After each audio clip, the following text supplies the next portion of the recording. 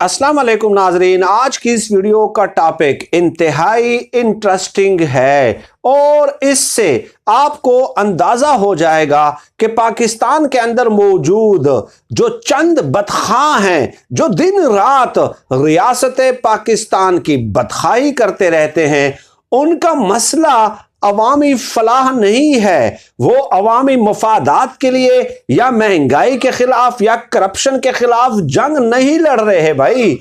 वो उनका मसला सिर्फ और सिर्फ एक ही शख्सियत है और वो है इमरान खान साहब। अब इमरान खान साहब उनका मसला क्यों है, सवाल तो ये पैदा होता है ना।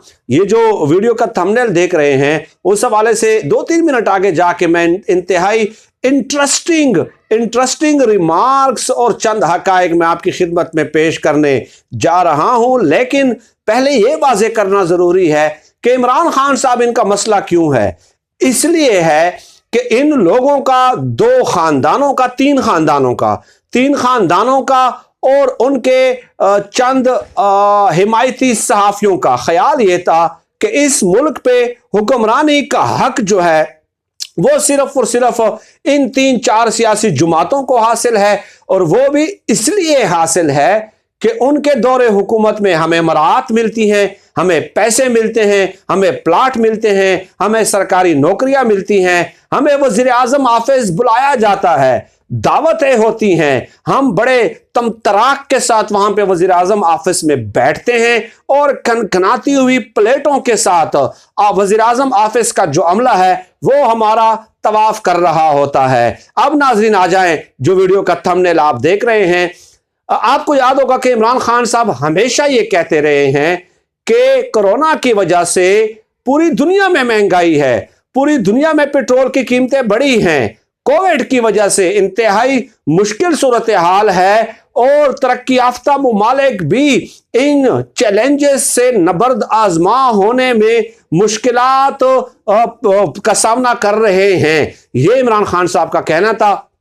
लेकिन जो 2 दर्जन सहाफ़ी हैं इस मुल्क में और 2-3 खानदान हैं, वो क्या कहते रहे? वो ये कहते रहे कि नहीं जी, एक्सचेंज रेट आपने बढ़ा दिया, आपने डॉलर का रेट बढ़ाया हुआ है, इसलिए महंगाई ज्यादा हुई है। और वो पीपल्स पार्टी के दौरे हुकूमत की मिसालें पेश करते थे। पीपल्स पार्टी के दौरे हुकूमत की पीपल्स पार्टी के दौरे हुकूमत में जुलाई 2008 में जो क्रूड ऑयल फी बैरल था वो $147 का था, लेकिन उसके बावजूद भी उन्होंने पेट्रोल की कीमत $100 से कम रखी थी। ये दलील आप देते थे, जिसमें किसी हद तक वजन है, लेकिन आप कोई बात मानने के लिए तैयार ही नहीं थे, क्योंकि आपको इमरान खान साहब नजर आ रहा था। अब इमरान खान साहब ने जब पेट्रोल की कीमतें $10 कम की, डीजल की कीमत $10 कम की, बिजली की कीमत $5 कम की, तो उसके बाद आप शाहिद खाकान अब्बासी, मरियम औरंगजेब, शहबाज शरीफ, मौलाना फजलुर रहमान साहब, आसिफ जरदारी, बिलावल जरदारी, इसके अलावा कौन सा बंदा है अपोजिशन का जिसका नाम अगर मैं लेना भूल गया हूं माजर के साथ, एहसन इकबाल, ख्वाजा आसिफ, कमर जमान कायरा से लेके एक और उनके जितने सहाफी हैं वो सब के सब जो है अब इमरान खान साहब को सच्चा साबित करने पे तुले हुए हैं। पता है, वो सब की प्रेस कॉन्फ्रेंसेज आप मुलाहिजा कर लें, वो एक ही दलील दे रहे हैं कि पूरी दुनिया में पेट्रोल की कीमतें बढ़ रही हैं, रूस और यूक्रेन की जंग छिड़ गई है, इससे पेट्रोल की किल्लत हो रही है, $100 फी बैरल से ज्यादा कीमत है क्रूड ऑयल की। तो इमरान खान साहब ये जो है ना, किस तरह कम कर रहे हैं पेट्रोल की कीमत, किस तरह कम कर रहे हैं? यानी पहले इमरान खान साहब कहते रहे कि पूरी दुनिया में पेट्रोल की कीमतें बढ़ रही है, महंगाई है, ये कहते थे नहीं आप झूठ बोल रहे हैं। अब इमरान खान साहब ने कम कर दी है, तो अब ये कह रहे हैं कि पूरी दुनिया में महंगाई है, पूरी दुनिया में कीमतें बढ़ रही हैं, आप कम क्यों कर रहे हैं? यानी कि वही बात पूरी अपोजिशन और पूरी तमाम जो इनके वफादार तो नहीं, हिमायती जो सहाफी हैं, वो इमरान खान साहब को सच्चा साबित करने पे तुले हुए हैं। अब मैं आपको सामने चंद एग्जांपल्स पेश करता हूं। ये जो नजम सेठी, हामिद मीर, तमाम अपोजिशन की जमातें, उनके तनख्वाहदार सहाफी, उनका कहना क्या है, उनके दलाइल क्या हैं? 3-4 दलाइल आप खुद सुन लें, उसके बाद आप यकीनन आप हंसने पे मजबूर हो जाएंगे।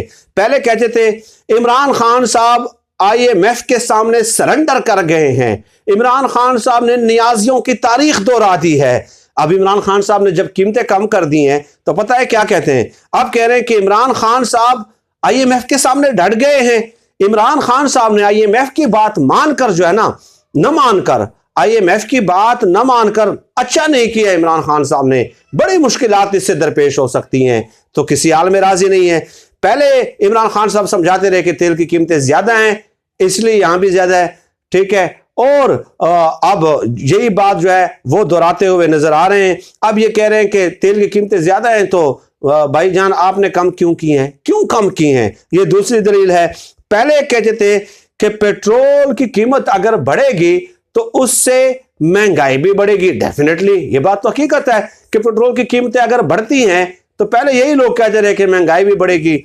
अब नजम सेठी साहब ने क्या कहा है, नजम सेठी साहब कहते हैं कि पेट्रोल की कीमतें अगर कम हुई हैं, बिजली की कीमत अगर कम हुई है तो लोगों के पास जो है वो पैसा आएगा, उनके पास पैसा ज्यादा होगा। जब पैसा उनके पास ज्यादा होगा तो वो ज्यादा खर्च करेंगे, खरीदारी करेंगे। जब वो खरीदारी करेंगे तो उसके बाद फिर मुल्क में महंगाई बढ़ेगी, यानी पेट्रोल की कीमतें कम होने से भी महंगाई बढ़ेगी। तो ये जो बीमारी है, क्या इसका कोई इलाज है? क्या इसका कोई इलाज है कि पहले कहते थे कि पेट्रोल की कीमतें बढ़ने से महंगाई बढ़ती है, अब नजम सेठी साहब एक नई मंतक ले आए हैं कि पेट्रोल की कीमतें कम करने से तो और भी ज्यादा महंगाई बढ़ती है, और कहते हैं कि इससे तो करंट अकाउंट डेफिसिट भी जो है वो बढ़ जाता है, खसारा बढ़ जाता है। इसका मतलब यह हुआ कि पहले जो इमरान खान साहब ने महंगाई की हुई थी उससे करंट अकाउंट खसारा कम हो रहा था, उससे मुल्क तरक्की कर रहा था। अगर कर रहा था तो फिर उस वक्त आप राजी क्यों नहीं थे, और उस वक्त आप तनकीद क्यों करते रहे? उस वक्त आप सही थे या आज सही थे? ऐसा फसा दिया इमरान खान साहब ने, ऐसा काम कुदरत इमरान खान साहब से ले लेती है, यकीन करें, बिलीव यू मी, कि सारे के सारे एक्सपोज हो जाते हैं, सारे के सारे एक्सपोज हो जाते हैं। ऐसा काम जो है ना अल्लाह ताला इमरान खान साहब से ले लेते हैं। अच्छा, पहले क्या कहते थे?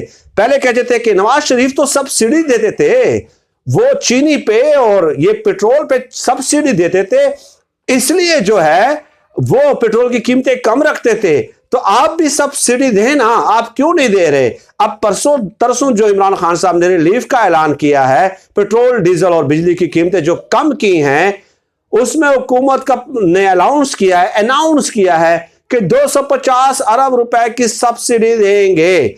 उस पे आप ये पता है ये लोग क्या कहते हैं? ये कहते हैं कि इतनी सब्सिडी क्यों दी आपने, इतनी सब्सिडी क्यों? हुकूमत है या तिजारत कर रहे हैं आप?